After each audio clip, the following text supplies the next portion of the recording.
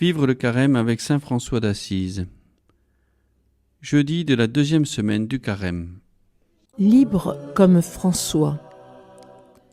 Deux attitudes semblent se dégager de cet évangile, l'importance du regard et l'écoute de la parole.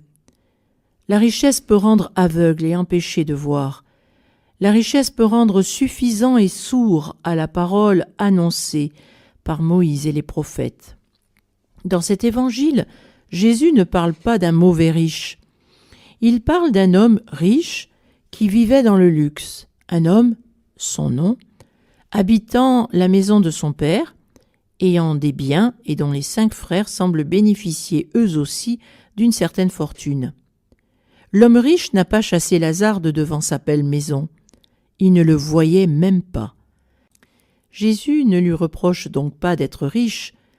Être riche n'est pas une tare ni un vice honteux.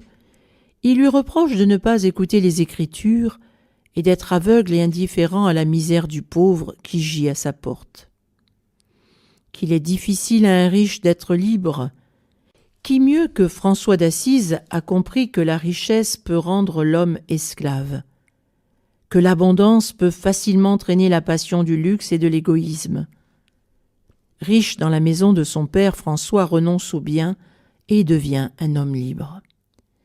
L'écoute attentive de l'Évangile permet au petit pauvre de se poser au cœur même de la bonne nouvelle, et il devient le serviteur de tous.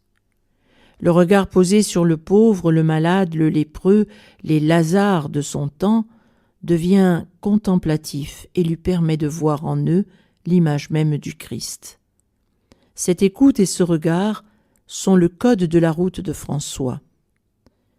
François nous invite à tourner notre regard vers Dieu, à nous réjouir de ce qu'il est, à tout recevoir de lui et à le reconnaître dans les frères et sœurs à aimer. Alors oui, chantera dans nos cœurs la joie franciscaine. Écoutons l'Évangile, sortons de nos aveuglements.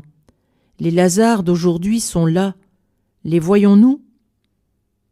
Seigneur, ouvre notre intelligence aux Écritures, lumière qui nous accompagne au long des générations.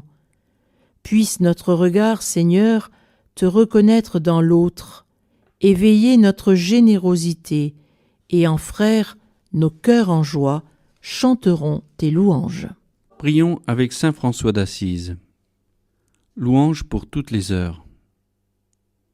Tout-puissant, très saint, très haut et souverain Dieu, souverain bien, bien universel, bien total, toi qui seul es bon, puissions-nous te rendre toute louange, toute gloire, toute action de grâce, tout honneur et toute bénédiction.